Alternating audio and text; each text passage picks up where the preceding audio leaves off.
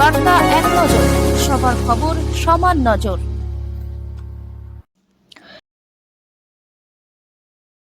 Jirat BDO অফিসে শুনানি কেন্দ্রে হাজির প্রাক্তন তৃণমূল নেতা কুন্তল ঘোষ।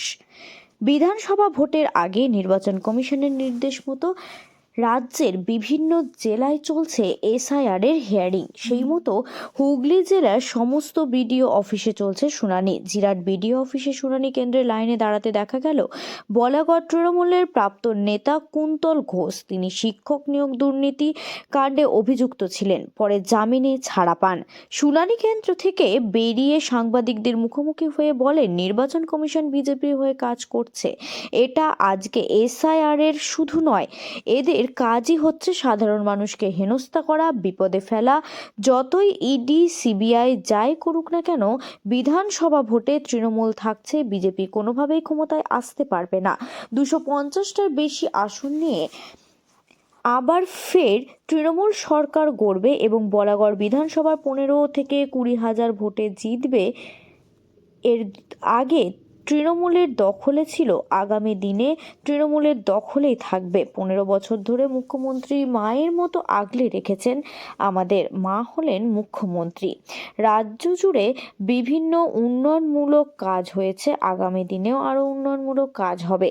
কি বলেছেন কুন্তল ঘোষ, শুনবো।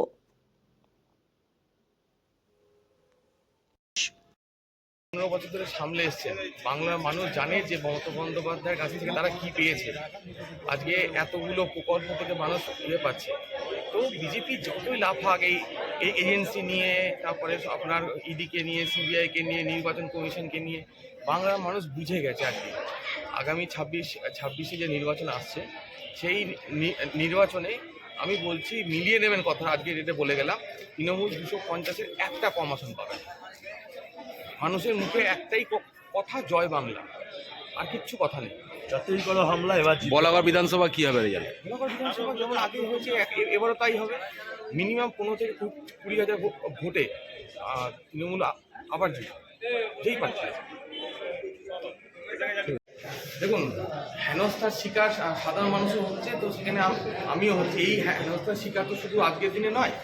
তো বিজেপি সরকার যেভাবে আমাকে 17 দিন কাস্টাডিতে রেখে যেভাবে অত্যাচার করেছে, পাশবিক অত্যাচার, সেই অত্যাচারের কাছে এটা কিছুই না। তবে একটা কথা বলবো যে আমার কাছে যা যা ডকুমেন্টস আছে, সেই ডকুমেন্টস প্রধানমন্ত্রী নরেন্দ্র মোদী থেকে শুরু করে স্বরাষ্ট্রমন্ত্রী অমিত শাহ, জ্ঞানেশ কুমার, কারোর কাছেই নেই।